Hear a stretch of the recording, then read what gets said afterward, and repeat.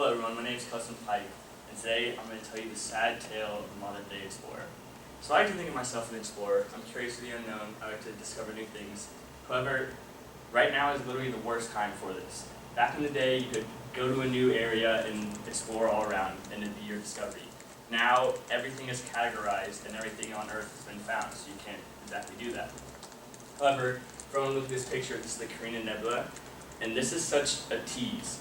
I know it's out there, it's some amazing thing, millions of stars are being formed here, but I will never be able to go there and see it for myself and discover it. And that's why this is such a terrible time for explorers. So what can explorers do in the future to maybe get out there and find new territory? Well, they need to support NASA.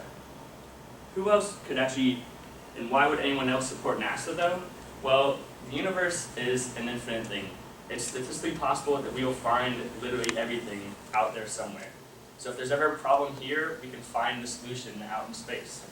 Also, why would we support NASA as who we should go with? Well, NASA has proven themselves before. They made a mission to put men on the moon, and they did exactly that just 10 years after they were formed. They put multiple men on the moon.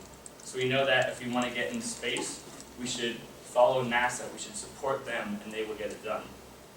However, this isn't exactly what we're doing in the modern day.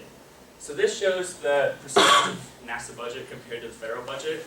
So in the late 60s, this was a space race Apollo time. NASA got 4.5% of the federal budget. That means 4.5% of all the money that our government spent went to NASA. And then they did amazing things. They changed history forever of mankind. They put men on the moon. And yet, after that happened, after this great success, why did the budget go down? It went down to 1% in just 5 short years. And it doesn't quite make sense. Why would this happen? Because some people might say, oh, the public doesn't care about them anymore. They're a long dead area of the government. But this isn't quite true. This graph shows people when asked if they think NASA's funding should be increased or stay the same. And you can see that it stays about 50% or above 50% the whole time. And especially in like 2003 when there was 75% people said it should increase or stay the same, you know, it just had its constant trend, just going down, going down. It's now at 0.5%, which is about 10 times less than what it used to be. So what exactly can NASA do to get their funding up, try and get a stronger public opinion than just saying, okay, they're doing okay? Well, they can get their message out to TV. So, according to the National Bureau of Labor Statistics, 80% of Americans watch television every single day. And of these 80%, men normally watch TV for 3.5 hours, and women watch it for a little bit less than 3.5 hours. That's incredible. That's people sitting all across the country, sitting down and watching this box for 3.5 hours and just getting loads and loads of information just shoveled out to them. They're learning so much every single day by not even moving, and this is changing them. And you can't say it's not changing them. Imagine sitting in a room and getting information for 3.5 hours and then just forgetting it. This isn't what happens. And there are multiple studies that show that people actually are changed by television. So this study was published in the Journal of Social and Political Psychology, and it basically told the story of a woman who worked with mentally ill patients. So she just took care of them all day, and in her words, her patients were old, quiet people, frail people. And you know, she was fine with this job, she was okay with it, but then things changed. She started watching television, and on the news, they would show stories of mentally ill people who were violent.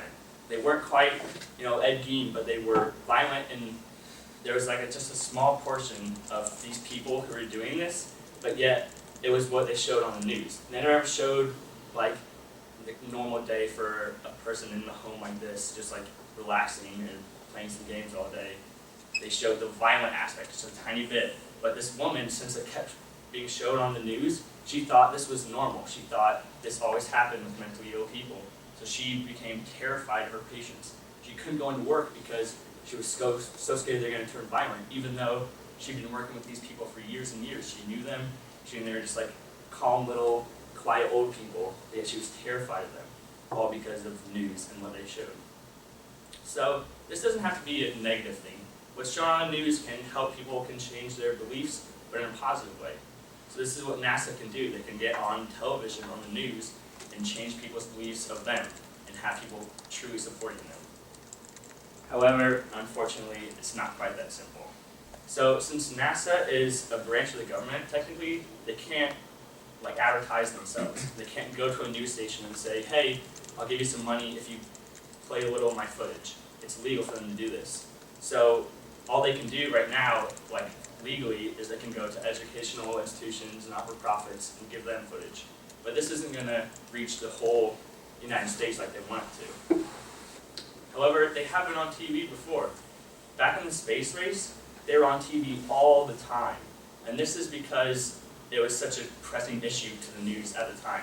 It was a space race, it was a Cold War, JFK was off for the Apollo missions, so the news loved it, they gobbled it up. And the book Life on the Moon showed how NASA and the news media worked together cohesively, and they were sharing the footage. But NASA, they still controlled the footage, they still controlled what was given to the news. The only thing was, the news had to go to NASA originally to get the footage. So how can NASA get back into prime? How can they get back to where they once were with their funding and actually be doing some more missions that help people? Well, what they need to do is they need to make short little films that are just so well made, so spectacularly done, that the news begs for it. They want to play it on their footage. And if it's just a short time, it's not going to take much away from the news broadcast. It'll be all fine. And NASA can, have a family living on a new world that NASA has discovered, that NASA colonized, and show the struggles of what they faced, show the differences of what they're going through now compared to back at Earth, and just make it so enrapturing, so amazing that the news stations want to have. They approach NASA, they're begging for it, and they get it, and then put it on the news. And if this keeps going on, and it's on the news more and more and more, people are going to see it. They're going to notice, wait, NASA's playing another clip. This is so cool. Let's watch it. And then they'll understand that it's a big issue. They'll understand how important it is, and they'll start supporting it more than just saying, yeah, it's okay. They'll actually start writing letters to senators and the whole load and getting money for NASA so they can actually explore.